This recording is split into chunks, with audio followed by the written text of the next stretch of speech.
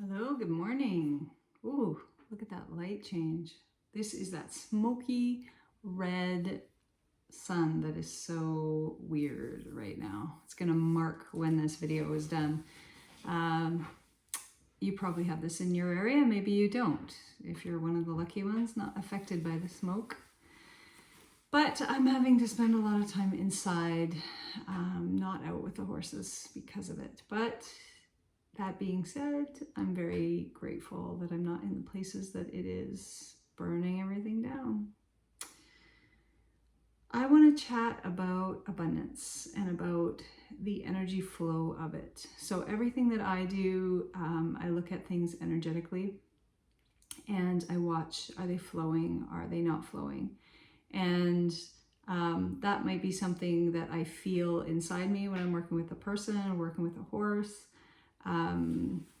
I usually know, it's a knowing and a feeling for me, where I just feel kind of the blocks or the tightness or the heldness of something.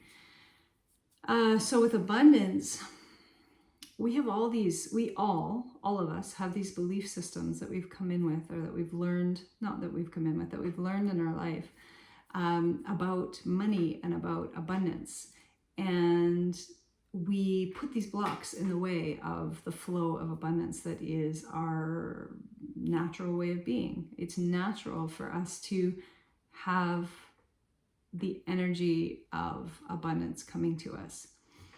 And so, there's a bunch of belief systems that we've learned, that we've picked up from our family and our society and our that are making us, they're sort of pouring us into these ruts, if you will, of what we believe to be true. And the more we can expand those belief systems, the more we can let abundance flow into our lives. And so it's basically like we are just cutting off the flow. We're just, because we believe, and again, it comes all down to worthiness and what we believe we can hold. It's really about holding. A good example for me is, I got one horse. I had Raven, and that was a lot to hold. That looking after a horse is a big deal. It's a big responsibility. They're very big animals. They're very sensitive animals. They have things that need to be done for them. They have a lot of things that you wouldn't know need to be done, but then things pop up and you go, well, what is that? And what am I supposed to do? And all these things, plus you need fencing, plus you need space, all these things. And then that's just the physical stuff. Then there's all the training, all the things that come for how you hold your own self. So having one is this huge expansion, right? To me, it's this expansion in consciousness. And then having two, for me, was a bit more of an expansion, but not huge, because everything went smoothly and they were all very chill and everything. And then having three was another huge jump for me to say, oh, I don't even know if I can do this. I don't know if I can do this. And then rise into that. When we moved to this farm, that was a huge jump financially. And some people don't do things in the manner that I do them. Sometimes people kind of slowly expand, whereas I'm a bit more of a jumper. And so I expand like this, and then I have to grow into that, which is not always the recommended way if you want life to be a little more chill and easy. But, and my husband, who does like things a little more chill and easy, is hoping that in the future I will do things a little more gradual. So we'll see. But this, basically, it's like this. If we're blocking our abundance in any way from flowing to us through these belief systems, we are blocking what spirit is bringing through us into the world. We're blocking that. Each one of us is a vessel, right? We each have these unique gifts that we are here to bring into the world. And when we're blocking those because we believe we have to do this specific thing to be safe, then it's not flowing through. Or if we believe that we can't do our art because artists are poor, then that is blocking exactly what is the whole point of your purpose, your life, your flow, and what's coming through you. So to me, it's a real job of ours as humans to unblock these things and to, and not just abundance, all things, right? Abundance and lack thereof comes from worthiness, and worthiness is underneath everything. It's underneath all physical well-being, all spiritual well-being, all financial well-being, all relationship well-being. Everything is our own worthiness. And so the work that I do is really around that, right? It's really around that root piece of worthiness and going back, right? In my healing e-course that is coming out into the world, it's really about going back, right? It's about going back and shifting those energies of those things that we learned as children and in our relationships throughout our lives, and unhooking those things energetically so that they no longer run our lives. And we can talk about this stuff forever. We can talk it until we're blue in the face, about how we can change or should change, or understanding or seeing that this is the belief system we have, whatever. But until I feel, and this is my belief system, that until we go back and really kind of unhook those things, and not always, this is more for the kind of deep rut things that we have in our lives, that we all have, that keep kind of coming up and slapping us in the face again and again. Going back and looking at those things and unhooking them is what's really shifting those for us in our lives. And so I see the huge importance of us doing this for our planet, right? When you share your gifts, there is somebody out there, many somebodies, that need what you're offering. They need your gifts. No matter what those are, right? Whether they be your regular work, whether they be your everything, every single person that is putting any part of themselves into the world is a part of this huge oneness that we're all within, right? And so how do we basically just unplug our energy from those places that's keeping us from flowing, and then just allow ourselves to flow? I'm loving this, like, boop, boop. I love that the lighting is so different no matter where I move. So it's really important for us to unplug those pieces so that we are actually putting our own energy out into the world. And this is then allowing abundance to flow. This is self-expression. This is all those clear things. And if you look at it like through the energy centers, that's clearing the root chakra with belief systems and with feeling secure and worthiness and all those things.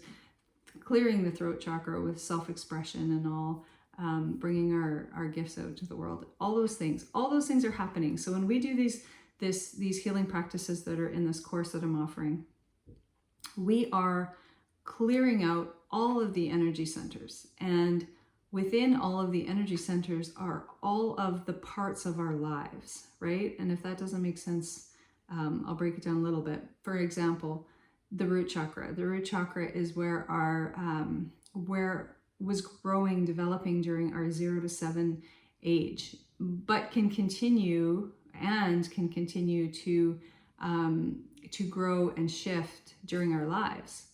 And this time in our 0 to 7, we're learning about family. We're learning about safety. We're learning about security. Are we safe in the world? We're learning about money. Are we safe? Does money come easily? Do we, have a place to live? What do we see around us? And so that also is a huge part. Sorry, I'll finish my thought. So that root chakra place is where we we have these belief systems created in us.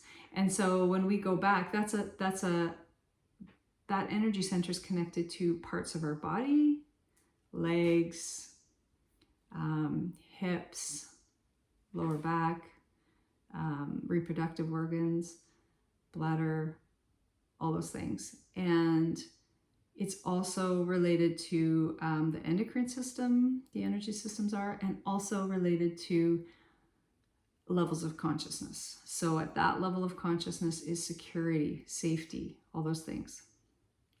Belonging, right? Root chakra, belonging. And so much of it also for people is, do I deserve, right? Do I deserve to live on this piece of land when I wasn't born on this piece of land, right? Do I deserve to live in this place? Is this where I belong, right? Physically, do I even belong on this earth? Do I belong here? Do I feel a bit like an alien because the rest of the earth folk don't really get me? Whatever. So all of the chakras, as we go through, they're all a different level of consciousness and understanding of the self. And so this clears out everything. It clears out everything. All of the parts of the human life. It clears out when we clear the energy centers. And so it's not just a little bit huge, it's huge, huge. And then it's like this. It's like we do the work and it's a ripple, and then it's just this, right? Out into the rest of the planet, humanity, nature, everything, but also in our own lives, right? Over time, it's just this expansion keeps happening. Something is triggered, loosened up, released during this work, and then it might show up in 20 years as going, wow, look how this has shifted for me, right? Or it might be tomorrow where you go, oh, I shifted this thing and boom. And so incredibly powerful work. And I think that's the biggest point that I have for the world, is just how incredibly powerful this work is and necessary, right? So that we're not banging our heads against the wall with stuff. And so the piece that I was talking about of holding space for these things to happen in their lives, the light's getting worse, but that's okay, is what kind of a container are you holding for something? When I use the example of the horses, right? I'm holding a 3-horse container right now because that's all I got. That's all I got the ability for right now. I have a feeling about a bigger container in the future, but right now this is just what I'm holding, and I'm really comfy with that. And there's really no reason to change that at this point. Of course, my bigger container would involve more help, more people, some hired people, whatever that looks like. But when you look at it with abundance, it's like, actually Louise Hay does this meditation around that, visualization. The ocean is the abundance. Imagine the ocean is abundance, and you go to the ocean. Look down into your hands and see what kind of a container are you holding to hold your abundance. Are you holding a thimble? Are you holding a pitcher? Are you holding a big old fire hose just trucked right to your house or your bank account? Just right? What kind of container are you holding? And because we can only create within the container that we can hold, right? And that's just our own consciousness, our own belief systems, right? And sometimes, the world is trying to squeeze our money in through these tiny, tiny little tight holes that we hold in our consciousness about money because of these tight belief systems. So anyway, that's just a little taste of what I was feeling passionate about today with finances, and how the importance of us all to, loosen this stuff up. I was going to say blow this stuff up, but that's a little bit, can be, again, too fast for people and too aggressive. So how we can loosen this stuff up so that we can allow more in. And I read this sentence, and Alana Fairchild says this. She says, how can we need to learn to receive, I can't remember it. We need to learn to receive fiercely, something, and fiercely. And I was like, yeah, I can receive fiercely. So that is something that we're going to be doing in this e-course. And again, like I said, it's a 6-week e-course. Heal yourself, with animal medicine. So the animals are teaching us how to do all of these things, how to release all these energies. And then it's a ton of journey work too, visualizations, journeying back into your childhood and looking at what's going on there and shifting things. And like I said, energetically shifting these things so that you may be free from them. And so that everything else, right? It happens on an energetic level, shifts on an emotional, mental level, and then shifts on a physical level. So that's it. That's what we're doing. So thanks for watching. Thanks for listening. And I'll see you again. And if you want more information on the course, it's coming out. At this point, it's not out yet, but it will be out in the next month. So you can email me and get on the list, and let's do this. I love you all. Ooh, look at that light. Bye.